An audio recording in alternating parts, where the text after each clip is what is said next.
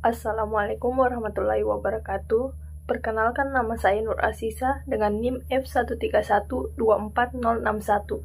Di video kali ini saya ingin menjelaskan tentang resume yang saya dapat dari pelajaran pendidikan Pancasila.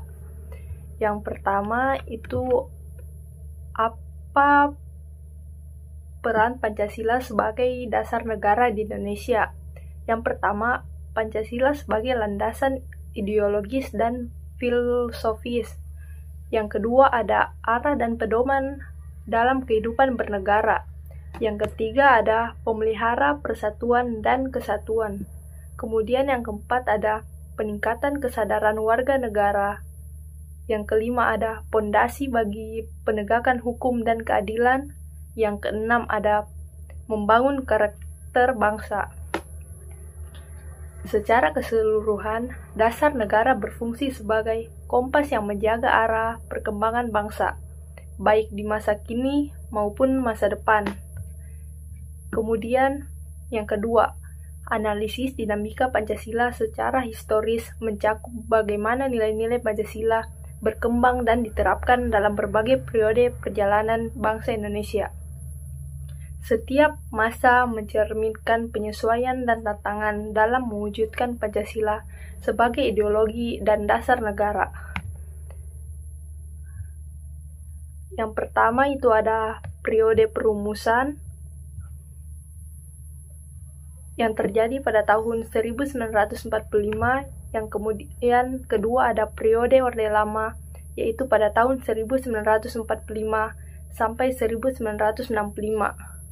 Kemudian ada periode Orde Baru, yaitu pada tahun 1966 sampai 1998. Kemudian yang keempat ada periode Reformasi, yang terjadi pada tahun 1988 sampai sekarang. Adapun kesimpulannya, secara historis Pancasila telah mengalami pasang surut penerapannya sesuai dengan dinamika politik dan sosial di Indonesia. Materi yang selanjutnya yaitu Pancasila mengandung nilai-nilai luhur yang menjadi pedoman dan identitas bangsa Indonesia. Nilai-nilai ini mencerminkan filosofi kehidupan yang mencakup aspek moral, sosial, dan politik yang bertujuan untuk menciptakan masyarakat yang adil, makmur, dan berkeadaban. Berikut adalah beberapa nilai-nilai luhur dalam setiap sila Pancasila. Pada sila pertama yaitu ketuhanan yang Maha Esa. Nilai luhurnya yaitu mengakui adanya Tuhan dan menjamin kebebasan beragama. Kemudian pada sila yang kedua, kemanusiaan yang adil dan beradab. Nilai luhurnya yaitu menjunjung tinggi martabat manusia dan hak asasi manusia. Kemudian pada sila ketiga yaitu persatuan Indonesia. Nilai luhurnya yaitu mementingkan persatuan dan keberagaman atau Bhinneka Tunggal Ika. Yang selanjutnya, sila keempat yaitu kerakyatan yang dipimpin oleh hikmat kebijaksanaan dalam permusyawaratan perwakilan. Nilai luhurnya yaitu menjunjung tinggi demokrasi dan mengutamakan musyawarah untuk mencapai mufakat. Kemudian sila terakhir, keadilan sosial bagi seluruh rakyat Indonesia. Nilai luhurnya yaitu berupa mewujudkan kesejahteraan bagi seluruh rakyat tanpa diskriminasi. Kesimpulan dari materi yang pada ini yaitu nilai-nilai luhur Pancasila mencerminkan prinsip-prinsip yang beradab, menjunjung persatuan, dan menghormati kemanusiaan. Kemudian Pancasila sebagai ideologi Indonesia. Berikut beberapa penjelasan mendalam tentang peran dan makna Pancasila sebagai ideologi Indonesia. Yang pertama, pengertian Pancasila sebagai ideologi. Pancasila adalah ideologi terbuka yang bersifat dinamis dan mampu menyesuaikan diri dengan perkembangan zaman tanpa kehilangan nilai dasarnya. Yang kedua, fungsi Pancasila sebagai ideologi negara. Adapun fungsi Pancasila sebagai ideologi negara, yang pertama sebagai landasan dan pedoman bangsa, yang kedua ada pemersatu bangsa, yang ketiga ada penyeimbang ideologi ekstrim, dan yang keempat ada arah pembangunan nasional. Kemudian ketiga, implementasi Pancasila sebagai ideologi.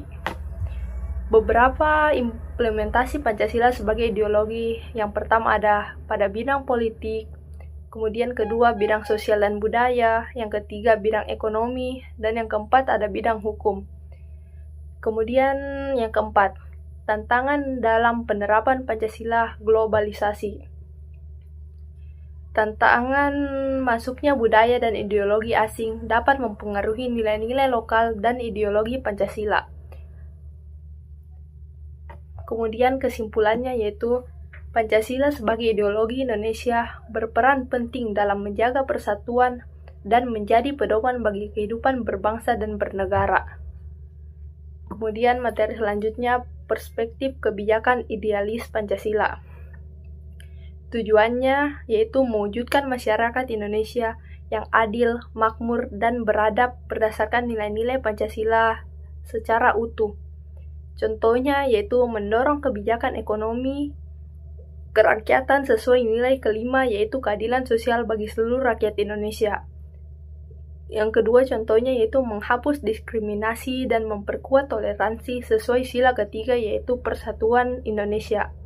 Adapun kelebihannya yaitu yang pertama, memotivasi tercapainya cita-cita luhur bangsa.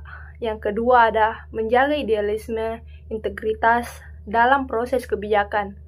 Dan selanjutnya ada juga kelemahannya. Yang pertama yaitu terkadang sulit diimplementasikan karena bertabrakan dengan kondisi sosial, politik, atau ekonomi yang kompleks. Yang kedua ada memerlukan waktu yang panjang untuk melihat hasilnya. Kemudian perspektif kebijakan praktis Pancasila. Adapun tujuannya yaitu yang pertama, menerapkan nilai-nilai Pancasila secara kontekstual dan sesuai dengan kondisi real masyarakat. Kemudian kelebihannya yaitu lebih mudah diimplementasikan, disesuaikan dengan situasi terkini, efektif dalam menangani masalah jangka pendek dan mendesak. Adapun kelemahannya yaitu beresiko mengorbankan sebagian nilai ideal Pancasila demi efisiensi, bisa menimbulkan kesenjangan antara nilai ideal, realitas, dan kebijakan.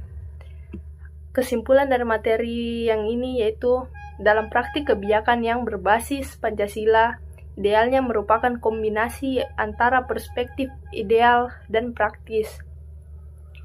Itulah beberapa materi dari mata kuliah Pendidikan Pancasila.